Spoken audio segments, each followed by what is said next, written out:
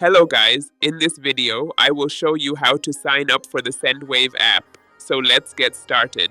First of all, open the Sendwave app on your mobile and click on the sign up button. Enter your full name, email address, and phone number, then agree to the terms and conditions and click on sign up. Next, enter the 6-digit code that is sent to your number. After that, fill in your date of birth, legal name, street, zip code, city and state, then click on continue. Now, verify your identity, click on the continue option, select your country, and choose your document type. Here, I will select national identity card, enable the camera option, and allow access to take a photo of your ID card. Once the photo is taken successfully, the sign-up process is complete. That's it. Our work is done. Don't forget to like this video, subscribe to our channel, and share it with friends for more tech tips.